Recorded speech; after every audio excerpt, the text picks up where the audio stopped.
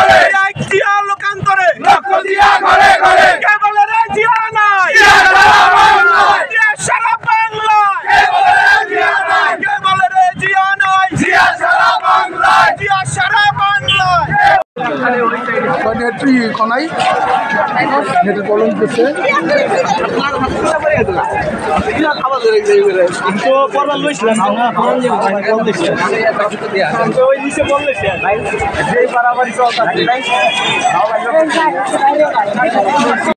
ষোলোই ডিসেম্বর মহান বিজয় দিবস উপলক্ষে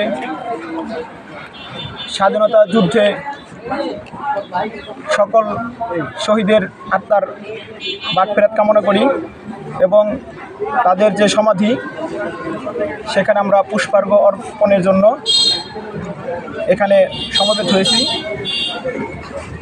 আপনারা জানেন যে ফ্যাসিস্ট সরকারের যে দীর্ঘ শাসনামল, এই অবৈধ সরকারের শাসনামলে আমরা বাংলাদেশ জাতীয়তাবাদী ছাত্রদল বিভিন্ন শিক্ষা প্রতিষ্ঠানে বিচরণ করতে পারি নাই।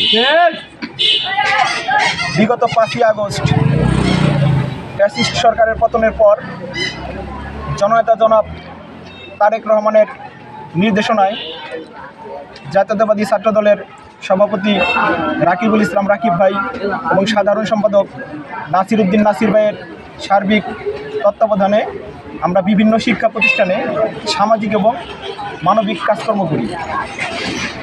বিভিন্ন শিক্ষা প্রতিষ্ঠানে আমরা শিক্ষার্থীদের অধিকার নিয়ে কথা বলি।